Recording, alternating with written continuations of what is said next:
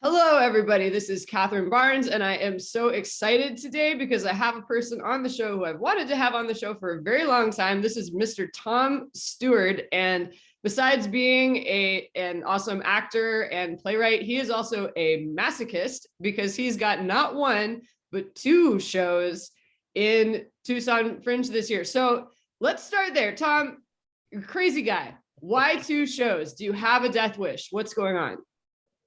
I must have a death wish. I think when I was approaching this back in I guess it was, or you remember when the submissions were in like September Something time, like that, I think. something Yeah. like that. Yeah, I thought that this was the perfect division of labor. They were both virtual shows. One was live, one was filmed.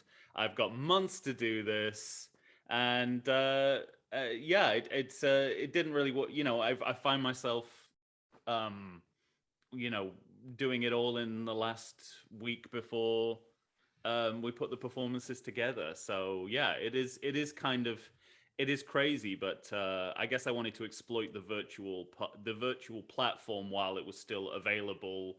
At the time, I thought virtual theater was starting to become a thing of the a pandemic era relic. And now I'm thinking, that I probably have to keep working within the medium for maybe another year at the very least. I hear that. No, I definitely hear that. So I'm going to ask you more about working within the virtual medium because in my mind, you were one of the first people. Like, I remember like the lockdown happened and immediately Tom Steward was on YouTube doing The Godfather. So can you, first of all, we'll come back to that. Tell me about the two shows. You've got two different Yeah. shows. What are they? Yeah, two shows. One is a pre-recorded YouTube film special, whatever you want to call it. I mean, it's a hybrid, so I don't know what to call it. The Bond Show, the motion picture, and that's a filmed version of the solo show I've been doing for about 3 or 4 years now, which started as a fringe piece at the San Diego International Fringe Festival, where I perform all the Bond films in an hour. And that's essentially what it still is, but it's kind of adjusted so that it works as a filmed piece of theater and something that can play on YouTube. The other piece I'm doing is a live Zoom show called The Godfather 2 Parts. And that's a sequel to a YouTube series I did last year. No, 2 years ago. Oh dear. It all blurs together after a while. Yeah, it all blurs together. In 2020, called The Godfather 1 Part, and that was a real-time theatrical retelling of The Godfather, the first Godfather movie. This is a live Zoom adaptation of The Godfather Part 2 with me and a second actor, the wonderful Lee Aitken, who both of us will be playing all the parts in the movie and trying to represent the movie through the medium of Zoom. Wow. Okay. And so that one, because when I think about the Godfather movies, mostly what I think about is like they're super long. So is the show, because I was looking at the Tucson Fringe Light, is it 1 hour and then like another hour is the second half of it? How does that work? Yeah, I think that was the original intention, but it's actually worked out pretty well to do the whole thing in an hour. So that's what we've gone with. Wow, that's an accomplishment. Yeah, I think in 2020, because of the pandemic, because of lockdown, the format suited me doing these like 2.5 minute videos 5 days a week, and then the whole thing took about 6 months to a year, and you just put it on YouTube and release it like a serial, and that fit what was going on in that moment. Whereas now, this is a fringe festival. It makes sense to just kind of contract this piece, and find another way to do it, with the luxury of time has kind of disappeared. Yeah, no, fringe festivals definitely do not give you the luxury of time. That is for sure. So, okay, so back to the lockdown. So lockdown hits, and then Tom Steward says, I'm going to do The Godfather on YouTube. So tell me about how you made the decision to do that. Right. Well, you say that I was right there. I felt I was coming to the party late, even in whatever it was, April or something. I mean, maybe that says more about me and my FOMO, but I saw very quickly everyone transferring to virtual theater, and I thought I got to get in on this before it disappears. Or I think everyone, we have that competitive element as performers, even if we don't like to admit it. And so I think but this idea had been brewing for a few years to do something with the Godfather movies theatrically, and because the pandemic kind of required it to be virtual. It was like I'm at home. I can't go out. I can't go out and make theater. I can't. This is literally all I can do is like sit at home and do something virtual. But I can do it, every day of the week, and I can stretch it out over time. So it was both ambitious and sort of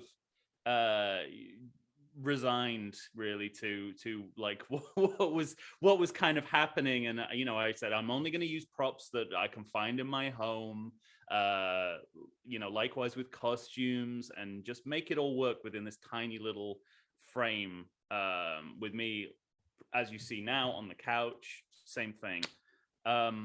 So that was the impetus behind it, really, and the whole idea of doing it in real time and on YouTube was a kind of a derived from being in a lockdown. But the idea of doing something of kind of capturing the Godfather theatrically had been in my mind for a while. But serendipity, the right circumstances come along, and you realize, oh well, this is the time to do this show. Because I can make it work within the sort of limited apparatus of theater that I have right now. And in that early period of the lockdown, I've probably said this before in so many different media, it was, there was a level playing field for like the first time ever, like the biggest theaters and then the smallest theaters and independent producers we're all working at the same level, because nobody knew what to do with virtual theater.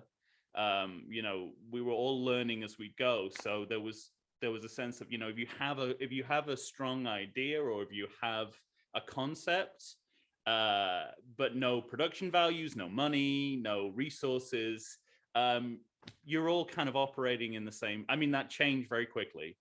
By the time I when September came along and I'd done the whole series, theaters were starting to get very sophisticated in how they did film theater and virtual offerings. But when I started, I felt like why not it's everyone in their home, just performing with what they have, what they have to hand. So it was an interesting time, and I thought it was a good time to start to sort of do a project. Definitely. And I was going to ask, sort of on a more global scale, how would you say the pandemic has impacted you as an artist and your art? Like, what's been the sort of the takeaway?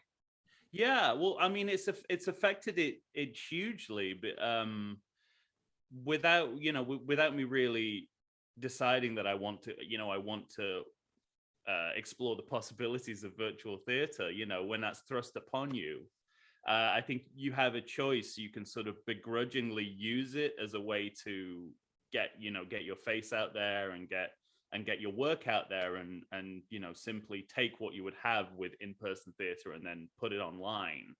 But I went entirely the other way. I sort of said, what is going to work? If I'm doing a Zoom performance, what is going to work on Zoom? And I'm writing new work, so let's think about that before we think about anything else. And so I mean, it's that ability to kind of move between virtual and in-person theater, it's absolutely changed. I mean, certainly changed how I write, and I suppose just expanding the idea of what I think theater is and can be. I think once no one wants to be in this situation, and I think as a rule, as performers, we all prefer a live audience, but to sort of when you're faced with using this medium, the medium of Zoom or any kind of virtual platform, you can do some really interesting work if you just embrace what that medium has to offer, rather than backing away from it and going, I'm just gonna perform as if I'm in a theater, but this is how you get it. So I don't think of it as a platform as much as like a medium, like an adjunct to theater, to live theater, not a refuge, like a refuge from it. Interesting. A refuge from life. Yeah. And I think in your work, I see the same thing. Your work is constantly asking questions about what do we do with this to change the way that we approach performance. And I don't actually see, even at this point, because I think we all thought, oh, we're going back on stage, so we don't need to think about this anymore. But there are a few performers like you who are still sort of thinking, well, how do I do this on Zoom? How do I do this on YouTube? Rather than thinking, oh, we don't have to use this, this inferior medium anymore. Well, and so let me ask you this, because with my show, I had to think a lot about, even as I was writing it, I knew it was going to be on Zoom, but there were still a lot of things we were writing into it that we then realized, oh my God, this is not going to work on Zoom. Like sound effects. I will tell you, I spent 6 hours trying to work with this program that was supposed to let you send sound effects through Zoom. Most frustrating thing ever. So what I wondered was, for your shows, did you have to do any kinds of like crazy preparations or adaptations to be able to make it work on Zoom? Right. Yeah. So with the Godfather 2 parts, I wrote as what my idea of what a Zoom specific piece would be, like taking as many opportunities to kind of lean into the medium as possible. But as exactly as you said, that the you can theoretically think, well, this should work on Zoom, and then when you actually get down to do it, you're like, okay, so there's 6-7 more barriers and boundaries that prevent you from doing that. Right. But I mean, it sounds like you persevered with some of the more challenging aspects more than I did. Like if I saw that something was going to be extremely challenging, I just said, okay, let's do something else.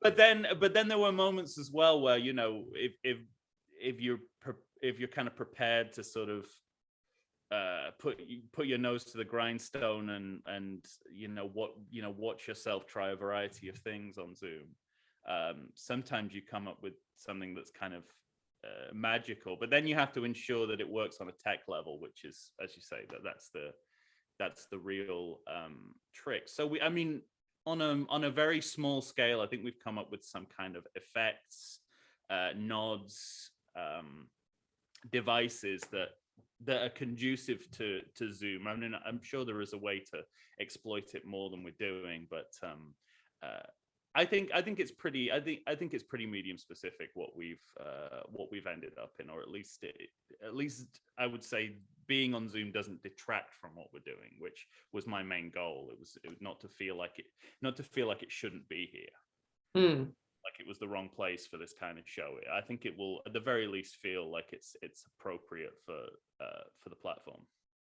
Outstanding. Okay, well that's an accomplishment. I hope. I mean, that's success is judged when you get in front of an audience, but I'm at this point I'm comfortable that we've approached it the right way, which is not to ignore the fact that this is a medium with very specific qualities. Right. Limitations, shall we say. Yeah, I mean, some of them, like it's easy to sort of romanticize and say, well, this gives us the opportunity to be creative and think for, but you can't speak at the same time on Zoom, and it's just, that's a huge obstacle Right. for theatre, Right. And because it's never and designed to be for theatre. So that you got to take that into consideration. exactly. And let me tell you, that whole not being able to speak at the same time thing, that is super fun when you are doing a musical. And that is all I will say about that. Well, I mean, that's what I'm most interested to see with your performances, is kind of how you pull that off. I feel like compared to that goal, we've been fairly conservative, and just a few jokes here or there about how we're on Zoom, more or less.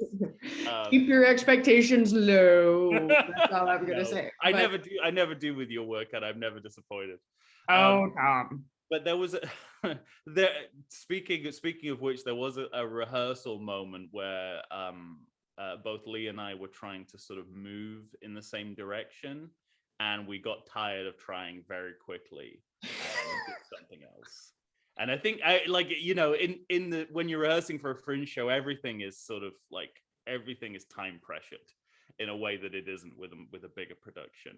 So we might have thrown away something that could be turned into something, but we're also working under fringe conditions, which is sort of like it's not working, cut it, do something else, which is how I've always thought about it. Fringe conditions. I love that. That's like, yes, that's like a thing. It's normally with me, it's projections. We need projections in the show. That's not working. Okay, no projections. Yeah, no, that's about right. That's about right. So you've got your two shows, you've got The Godfather and James Bond. And I'm kind of interested in, how did you pick these two? I mean, James Bond you've been doing for a while, right? So you can tell us about that, but also tell us, like, why was The Godfather next? How did that come to you?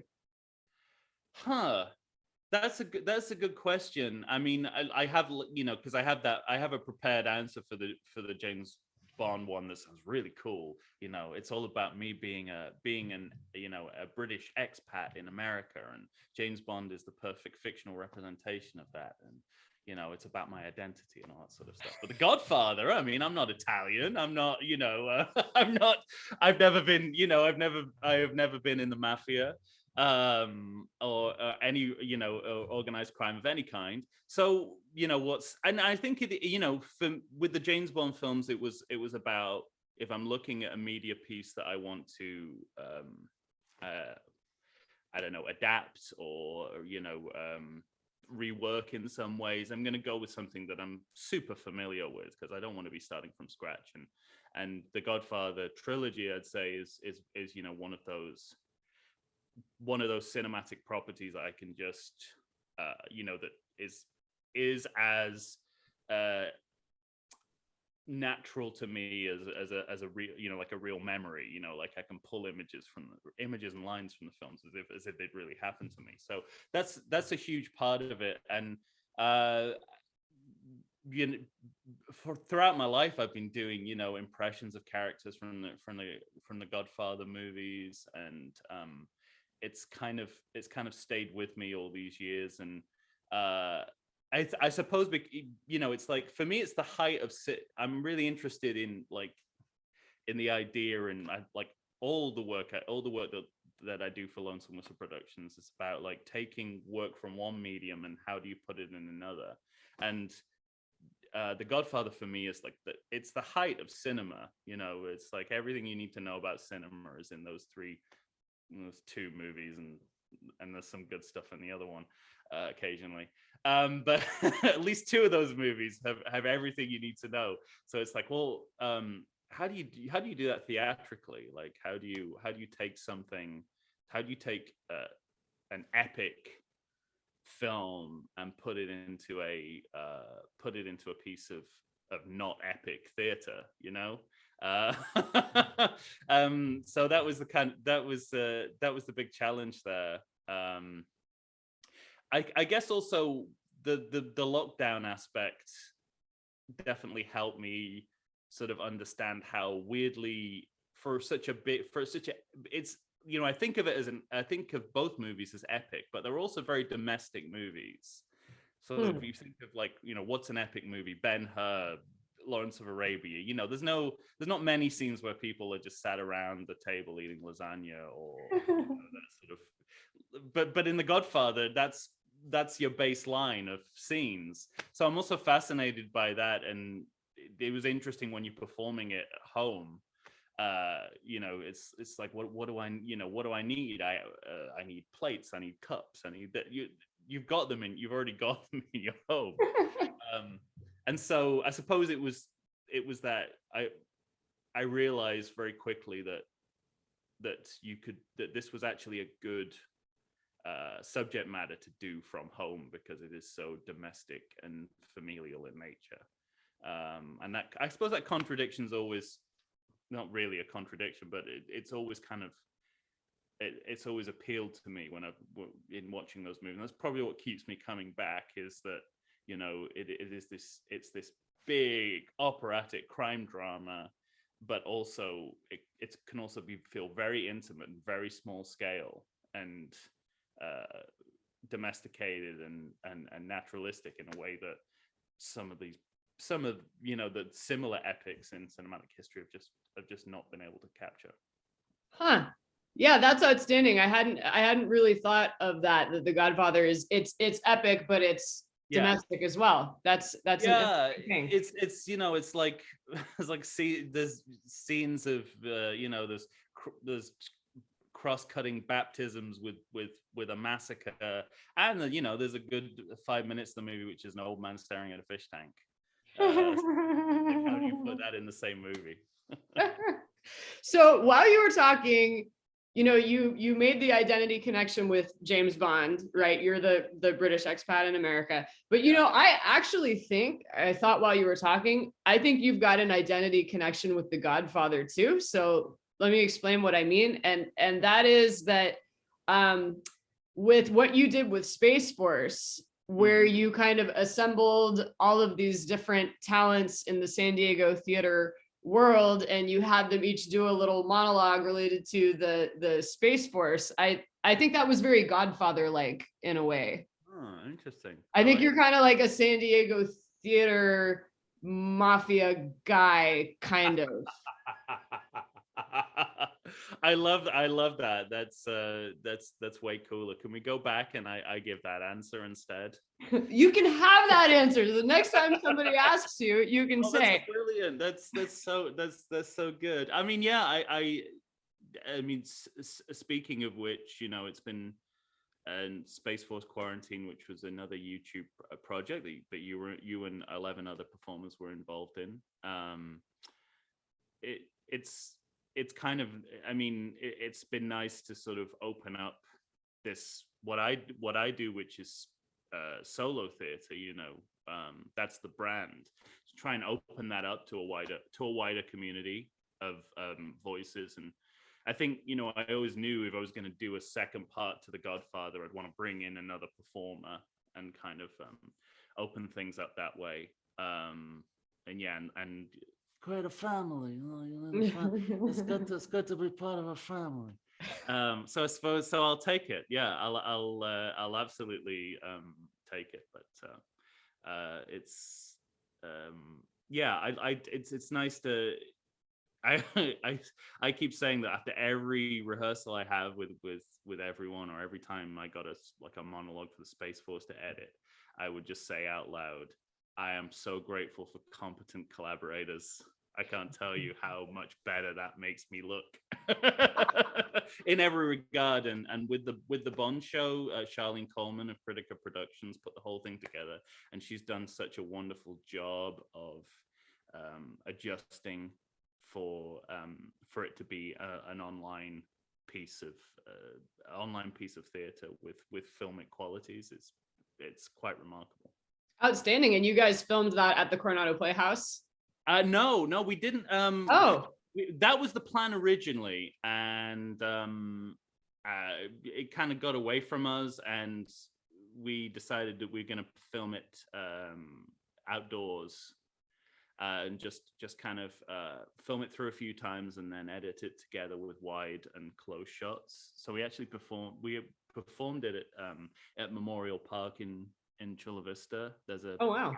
theater there, which I can tell you now from experience remains empty pretty much every day. So if you're if you're an aspiring thespian, get yourself down there. You can have it to yourself for many hours of the day. Yeah, and then we kind of filmed an entire show all the way through, and from one camera angle, then from another camera angle, edited it together, explored the space a little bit, and then we added some kind of pre-film segments that were in the script.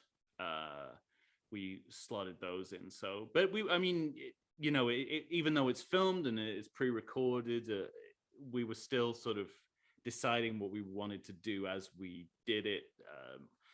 As we were doing it, Omicron was hitting hugely, so we said, oh well, we don't feel comfortable doing this indoors, so let's find an outdoor space, find this beautiful amphitheater that just sits there vacant for days on end. And so it really feels like a kind of hybrid piece. There are definite nods to it being that you're watching it on YouTube, but I think if we'd have gone further with the sort of filmic side of it, I think it would have lost a little bit of the theatricality. But that comes across really strongly in the finished piece. It's there's no audience there. It's just me performing to an empty an empty audience, like an empty set of seats, which is in itself a performance experience. Wow. Okay. So you got these two very different, both very fascinating offerings going on at Tucson Fringe. Can you let people know when to see them? Absolutely. The Bond Show, the motion picture, will appear on the YouTube, Tucson Fringe YouTube channel on January 13th. And we'll be there for the rest of the festival, and I believe a little bit after. The Godfather 2 Parts has two performances. We have Friday, January 14th at 7:30 p.m. live on Zoom, and then 2 p.m. on Saturday. We will also be performing again live on Zoom. Fabulous. And so is the Bond one, the one that's just up on YouTube, is that one free? Yes, absolutely. Okay. Yes. And then the other one is $10 admission, right? Correct. Okay. Outstanding. And where can people find you online if they want to see more of what you do? Yeah, just search Lonesome Whistle Productions, and you'll be able to get to our Facebook, Twitter, and Instagram feeds. And if we're doing something that's virtually based, we'll put it up on social media, so you'll be able to actually see our work as well as just finding out about us. Fabulous. Lonesome Whistle Productions. I'll make sure there's a link below, and I'll also put a link to tickets for the Godfather Parts 1 and 2 at Tucson Fringe. So, hey, Tom, thanks so much for hanging out with me today. Oh, anytime. Thank you so much. And break a leg on Friday. Friday, yes. Thank you.